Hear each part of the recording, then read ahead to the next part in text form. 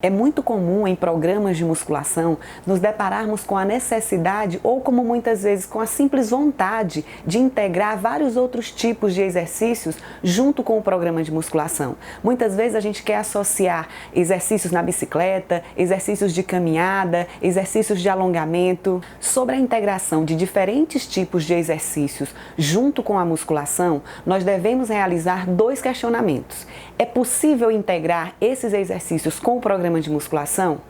Ou ainda, é necessário fazer essa integração? Seu cliente realmente precisa desses outros exercícios para complementar ou para integrar o programa de musculação? Treinamento concorrente é o tema dessa nossa videoaula de hoje. Muitas vezes nós somos levados a pensar que quanto mais exercícios a gente integrar no programa de musculação do nosso cliente, mais qualidades de aptidão a gente vai estar dando para ele. Nós precisamos compreender que muitas vezes não é possível integrar diferentes tipos de exercício e mais ainda, muitas vezes não é necessário fazer essa integração, sobretudo quando se trata de grupos especiais. Quando se trata de necessidade de realizar diferentes tipos de exercícios integrado com a musculação, a palavra de ordem chama-se prioridade. Você deve sempre priorizar aquilo que vai alcançar com maior eficiência os objetivos almejados pelo seu cliente. Por exemplo, se for necessário em uma mesma sessão realizar treinamento de força mais treinamento de endurance, o que pode acontecer? As evidências nos mostram que quando você precisa realizar treinamento de endurance junto com o treinamento de musculação, a sua força muscular pode ficar comprometida, sobretudo quando esses exercícios de endurance são realizados com alta intensidade antes do treinamento de musculação, pois quando você vai realizar a série de musculação, a sua força vai estar reduzida pelo desgaste promovido na sessão de endurance. Dessa forma, diante da necessidade de você realizar treinamento de endurance junto de musculação, saiba que a força muscular do seu cliente, o desempenho na força muscular do seu cliente naquela sessão pode ficar comprometido. Por outro lado, a sua potência aeróbica, ou seja, o seu consumo de oxigênio de pico, ele não é comprometido pelo treinamento de força. Ou seja, a musculação não vai impactar negativamente no seu consumo de oxigênio durante a realização dos exercícios. Dessa forma, o treinamento de força ele não vai afetar negativamente o desempenho nas atividades de endurance. Muito pelo contrário, as evidências ainda mostram que o treinamento de endurance pode ser potencializado pelo treinamento de força muscular. A musculação pode beneficiar o desempenho de endurance do seu cliente. Ela pode prevenir lesões e ainda pode aumentar o limiar de lactato do seu cliente. Quando você analisa o treinamento de idosos, essa interferência entre esses dois tipos de treinamento também podem impactar negativamente, sobretudo quando você trabalha com intensidades mais altas. É muito pouco provável que com intensidades muito baixas ocorra uma interferência significativa. Entretanto, intensidades muito baixas, como a gente já viu em outras videoaulas, podem não gerar resultados significativos para o seu cliente. Então lembre-se, quanto maior for a intensidade do treinamento, maior vai ser essa interferência entre os diferentes tipos de treinamento. Essas interferências elas acontecem possivelmente por ajustes neuromusculares. Nós sabemos que os nossos músculos são compostos por diferentes tipos de fibras musculares. Por exemplo, nós temos as fibras musculares do tipo 1, as fibras musculares do tipo 2. As fibras tipo 1, elas podem ser subdivididas em tipo 2C, por exemplo, as fibras tipo 2 em 2A, 2B, 2C. E nós sabemos também que pode ter transformação entre esses subtipos de fibras musculares.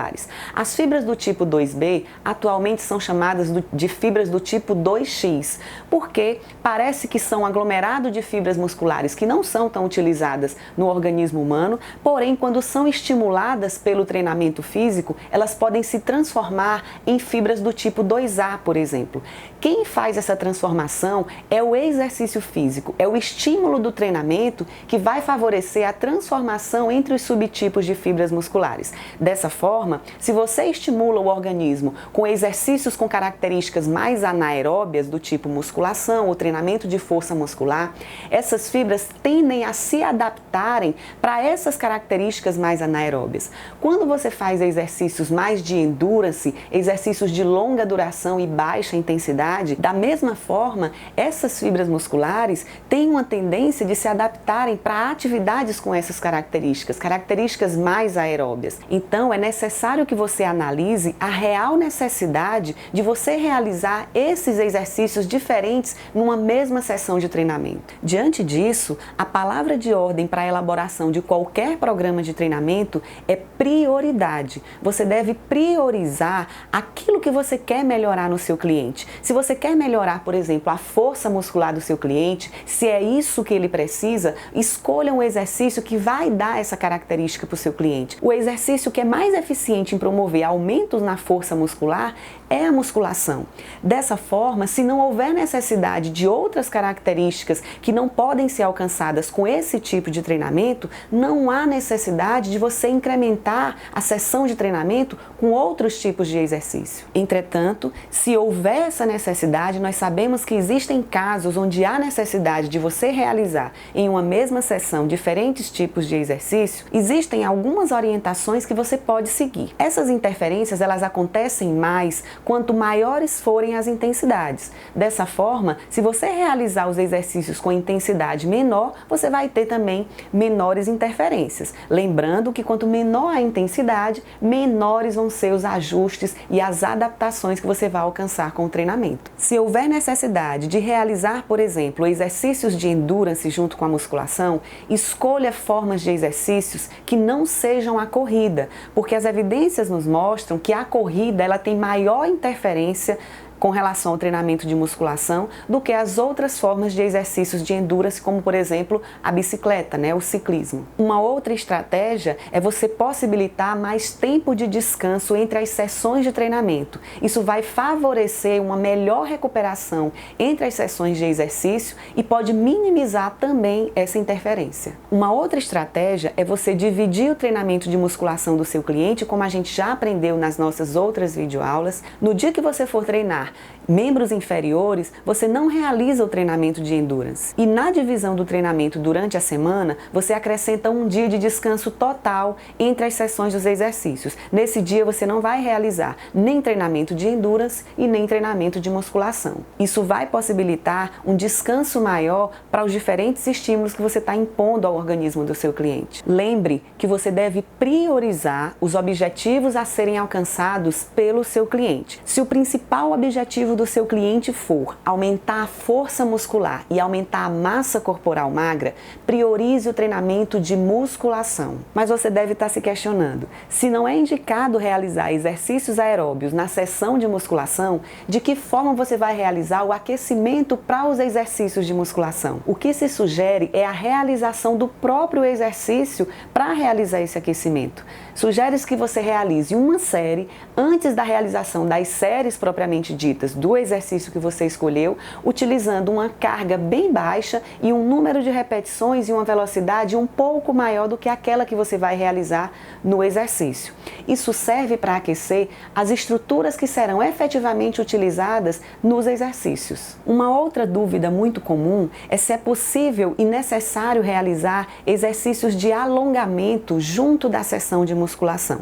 Bom, a primeira coisa que a gente precisa esclarecer é que exercícios de alongamento devem ser utilizados para aumentar a flexibilidade. A ideia de que o alongamento deve ser realizado antes e após as sessões de exercícios de musculação para prevenir lesões, ela não tem apoio científico, não tem embasamento científico que sustente essa ideia. Além disso, o alongamento realizado antes ou depois da sessão não vai evitar com que o seu cliente tenha o que a gente chama de dor muscular tardia. Algumas pessoas também acreditam, e sem base científica para isso, que a musculação reduz a flexibilidade do corpo. E isso não é verdade. A musculação pode até aumentar a flexibilidade de indivíduos que têm flexibilidade reduzida. Por exemplo, indivíduos idosos que frequentemente têm redução de flexibilidade, se você utilizar os equipamentos adequados e utilizar as amplitudes totais dos exercícios para aqueles clientes, esses exercícios vão forçar os limites de amplitude dele, fazendo com que a flexibilidade aumente.